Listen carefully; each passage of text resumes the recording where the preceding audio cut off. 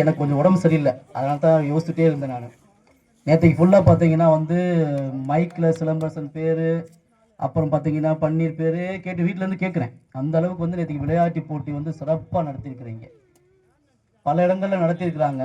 ஆனால் வந்து சமத்துவ விளையாட்டு போட்டின்னு சொல்லிட்டு அக்ரகாலத்தில் ஒரு சிலர் வந்து பேசுகிற அளவுக்கு அந்த சத்தம் இருக்குதுன்னா நம்ம எங்கேயோ போயிட்டே இருக்கிறோம்ன்றது ஒரு மிகப்பெரிய அர்த்தம். இன்னொரு விஷயம் என்னன்னு சொன்னா, நேற்றுக்கு உடம்பு சரியில்லாத டயத்துலையுமே வந்து பார்த்தீங்கன்னா நேற்றுக்கு நைட்டு வந்து என்னுடைய குழுவினரோடு வந்து பராசக்தி படம் பார்க்கறதுக்கு போயிட்டு வந்தோம். பராசக்தி படம் பார்த்து இன்னும் கொஞ்சம் உத்வேகமாகி போயிடுச்சு.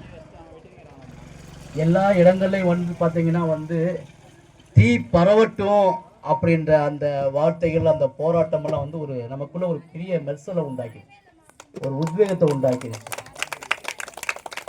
பன்னீர் சொல்றதுக்கு முன்னாடி வந்து பார்த்தீங்கன்னா நான் இருக்கிறதுனால தான் வந்து எல்லாருமே பாதுகாப்பாக இருக்காங்க அப்படின்னு கிடையவே கிடையாது.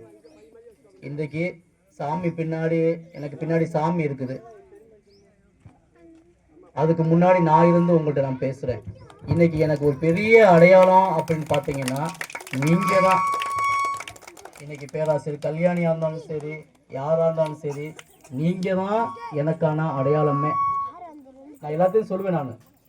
நான் கும்புற சாமி வந்து வேற எங்கேயுமே இல்லை, உங்கள்கிட்ட தான் இருக்குது. அதனால தான் நான் என்ன பண்ணேன்னா, நான் கும்புற சாமி உங்கள்கிட்ட தான் இருக்குது. இது வந்து பார்த்தீங்கன்னா நீங்கள் இன்னைக்கு பேசுறதுக்காகலாம் கிடையாது, இது யதார்த்தம்.